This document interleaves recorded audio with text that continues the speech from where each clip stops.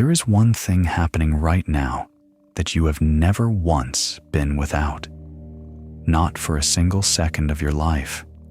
Not in sleep. Not in dreamless darkness. Not in the blank seconds after anesthesia before the room comes back. It was there before your first thought this morning, and it will be there after your last thought tonight. You have never named it. You have never looked directly at it. You have been too busy looking at everything else through it. This is a read-aloud summary of The Nature of Consciousness by Rupert Spira.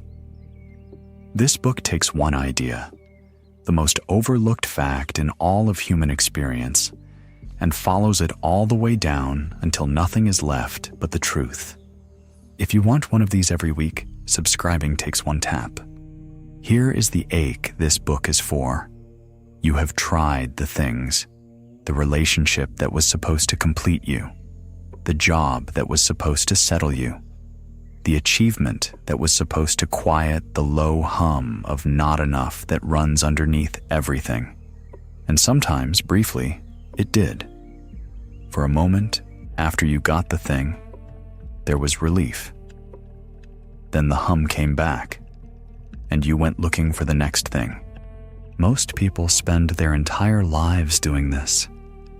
Most entire cultures are built around helping people do this more efficiently. Spira says the problem is not that we are choosing the wrong things. The problem is that we are looking in the wrong direction entirely. The book's movement is this. First, Spira takes apart what we think we are. Then he shows what we actually are. Then he shows what the world looks like once you understand that. These are not separate lessons. They are one recognition, approached from three angles. What we think we are. By the time you were a teenager, one belief was already locked in so deeply that you never thought to question it. The belief that you are a mind inside a body, looking out at a world that exists outside of you, made of a different substance than you, called matter. This belief feels obvious. It feels like simply seeing what is there. But Spira asks you to look more carefully at the actual facts of your experience. Right now, the only thing you know about the chair you are sitting in, the room around you, the street outside, is a collection of sensations and perceptions, a pressure on your back, a color field, a sound. These are not the physical objects themselves. These are experiences. And where do experiences take place? In consciousness, not in a brain exactly. Because what you know of the brain is itself just another experience, another set of images and concepts arising in awareness. You have never once touched anything that was not, first and finally, an experience in consciousness. You have assumed a world outside of it. But that assumption is exactly that, an assumption. The actual evidence of your experience, if you stay close to it, points somewhere else entirely. The witness that goes nowhere. So what does the evidence point to? Spira suggests a simple experiment, one you can try right now. Ask yourself, am I aware? Not what are you aware of? Just, am I aware? Is there something here that knows, that is present, that recognizes this moment? The answer comes immediately. Of course there is. You know that you are aware, because you are aware that you are aware. There is no gap between the knowing and the knower. They are the same thing. Now try to find the moment when this awareness was not here. Go back through your day, through your week, into childhood. There were countless moments when specific memories are gone, specific thoughts have dissolved, specific feelings have faded. But the awareness itself, the fact that there was experience, that something was present to know whatever was happening, that never left. It has no memory of its own beginning. This is what Spira means when he says awareness is not a product of the brain. The brain is a product of awareness. Neurons, blood sugar, gray matter. All of these are known by you, which means all of them appear in consciousness, which means consciousness was there first. A Zen master Spira references was on his deathbed when a student asked, "How is it for you now?" The master replied, "Everything is fine. My body is having a hard time keeping up." The body was struggling. Awareness itself was clear, present, untroubled. This was not resignation. It was recognition. The hard problem and why science misses it. In the field of consciousness research, there is something called the hard problem. The easy problems of consciousness are things like, how does the brain process sensory information? How does attention work? How does memory form? These are actually quite tractable. The hard problem is the one nobody can solve. Why is there any experience at all? Why does the processing of information feel like something from the inside? Scientists have been trying to build consciousness out of matter for over 100 years. Nobel laureate Max Planck, who founded quantum theory, concluded the opposite. He said, directly, that consciousness must be considered fundamental, and that matter is derivative from consciousness. Modern neuroscience ignored him and pressed on. The physicist Richard Kahn Henry published a paper in Nature in 2005 stating that the universe is entirely mental. Anton Zeilinger, one of the most decorated physicists alive, has said, "There is no sense in assuming that what we do not measure about a system has an independent reality." Quantum experiments have repeatedly shown that the properties of physical systems do not even exist prior to observation. The observer is not separate from what is observed. Spira is not mystifying physics. He is pointing out that what physics keeps stumbling toward from the outside, direct experience can verify from the inside, right now, without a lab. The separate self and its suffering. Where does the sense of being a separate self actually come from? Spira traces it carefully. As infants, we begin in something like pure, undivided experience. A newborn does not experience itself as separate from its mother, from the room, from warmth. There is experience, but no experiencer yet. No one standing apart from it. Then, gradually, a distinction forms. Self over here, world over there. This is necessary. You need to develop a sense of individual identity to function as a person. The problem is not the development. The problem is what most cultures do next, which is treat the separate self as the final truth about what you are, rather than as a useful perspective that arose within something larger. The ego is a process, Spira says. It is the mechanism by which consciousness narrows its field of view and perceives a world of distinct objects. As a process, it is not a mistake. It is how experience gets individuated. But when the ego believes itself to be a fixed, independent entity, a fragment cut off from everything else, something goes wrong. A fragment always feels incomplete. A fragment always feels vulnerable, and so the fragment goes looking for what it lost. It looks in relationships, in achievements, in substances, in constant entertainment. Sometimes the search works briefly.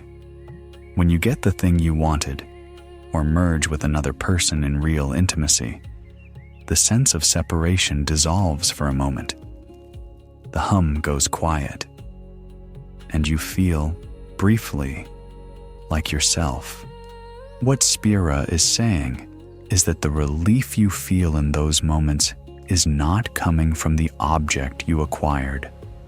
The relief is what happens when the belief in separation relaxes. The happiness was always there, underneath the search. You were standing in front of it the whole time. The inward turn. So what does Spira actually recommend? Not renunciation, not monasteries, not years of complex practice necessarily. He points to one thing: self-inquiry. The question is simply this: what is it that is aware of my experience? Not the content of your experience, the awareness itself. What is the knowing that knows? This is the question the Ramana Maharshi tradition, which deeply shaped Spira, asks as its entire practice. Who am I? When you ask this sincerely and follow it inward, something unusual happens. Thoughts begin to slow, not because you forced them to, because the mind has turned back on itself. Like a hand trying to grab its own wrist, thought cannot quite capture the awareness that is prior to thought. The mind reaches for its own source, and in that reaching, it begins to thin. The conditioning fades. What remains is what was always there: simple, clear, awake presence. Spira uses an image, a screen and a movie. Thoughts, feelings, sensations, perceptions, these are the movie. They appear, they change, they disappear, but the screen never moves. The screen does not share the fate of the characters. When the villain dies, the screen does not die. When the love scene ends, the screen does not grieve. The screen simply continues, present and unchanged. You are the screen. This is not a metaphor for something vague and unverifiable. Spira insists on this. It is the most direct, practical, immediately available fact of your experience. The awareness in which this sentence is appearing right now, that is not a concept. It is something you can turn toward. What the world looks like from here. Once this is seen, even partially, even for a moment, the world does not disappear. The chair is still a chair. Your work is still your work. The people you love are still the people you love. But something in the quality of experience shifts. Spira was a ceramic artist before he became a teacher, and he describes visiting pottery museums around the world. Sometimes, standing in front of a bowl made 500 years ago, he would feel an inexplicable intimacy, not nostalgia. Something more like recognition. He came to understand this as the shared medium of mind. The bowl was made by a mind. The mind that made it and the mind that perceives it emerge from the same source. When attention relaxes enough, that shared source becomes perceptible. This is what beauty actually is, not an aesthetic judgment, but a moment when the boundary between perceiver and perceived softens. The same thing happens between people. When two people experience genuine love, what is actually occurring is the temporary dissolution of the sense of separation. Love is not manufactured between two isolated selves. Love is what happens when the illusion of isolation briefly clears. It is no accident, Spira says, that people value love above everything else.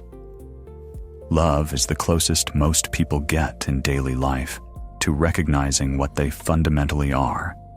The one thing that never leaves. There was a question planted early, something you have never been without, not for a single second of your life, something present in sleep, in forgetting, in the gaps between thoughts. You know what it is now. It is the fact of awareness itself, the simple knowing that you are here, not a thought about being here, the actual being here, the I am that precedes every other thing you have ever said about yourself. Before I am tired, before I am confused, before I am happy, before I am anything. Just, I am. Spira's entire book is an invitation to notice that this is not small. This is not a side note. This is the only thing in your experience that has never once left you. Everything else, every feeling, every memory, every belief, every relationship, every version of yourself has come and gone through it. It alone remains. You do not need to become it. You cannot lose it. You can only forget to notice it. Tonight, before you fall asleep, ask once, am I aware? Not what are you aware of? Just that. Let the question be the last thing. If something in this one stayed with you, drop it in the comments. I genuinely want to know what landed, and a like helps more people find this.